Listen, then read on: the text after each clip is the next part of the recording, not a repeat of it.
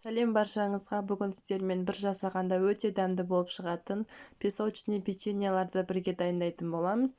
Менің каналыма тіркеліп, лайк басып, комментарий жазуды ұмытпаңыздар. Видеоны соңына дейін тамашалаңыздар. Алдымен жұмыртқамызды жақсылап араластырып аламыз. Оның үстінен қантымызды саламыз. Қантымыз бен жұмыртқамыз біркелкі болғанша тағы да жақсылап араластырамыз.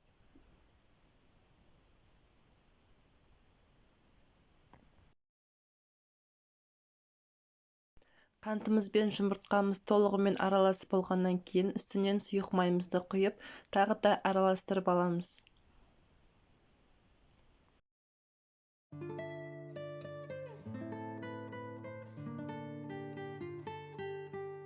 Ұнымыздың үстіне бір шай қасық қопсытқышымызды қосып, жұмыртқалы массамыздың үстіне аз-аздан салып отырып, венчикпен араластырамыз.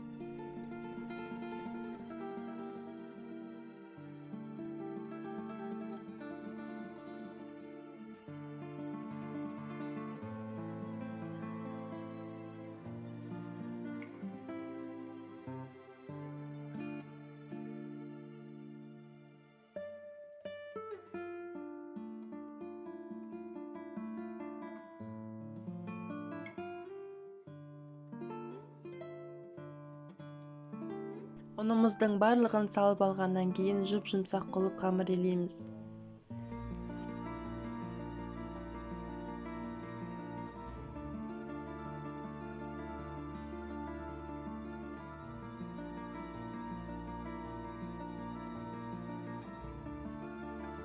Қамырымызды илеп болғаннан кейін бетін салафанмен жауып 5 минутқа бөлме температурасында қойып қоятын боламыз. Міне менде 5 минут өтті. Ендігі кезекте қамырымызды дөңгелектеп бөліп шығамыз.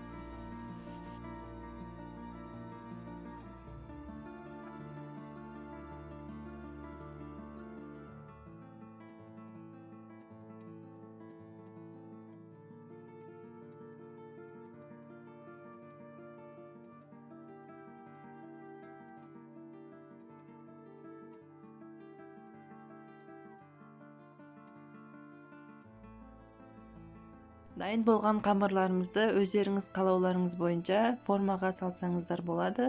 Мен осылай венчиктің көмегімен әдемілеп сәндедім.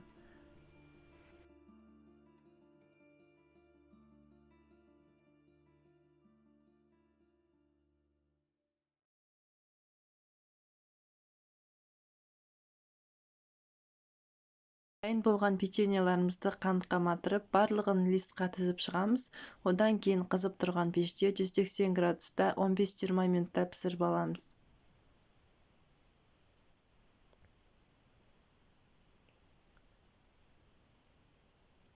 Міне достар, дәмді біздің печеньеларымыз дайын болды. Міндетті түрде жасап көріңіздер, өте дәмді болып шығады.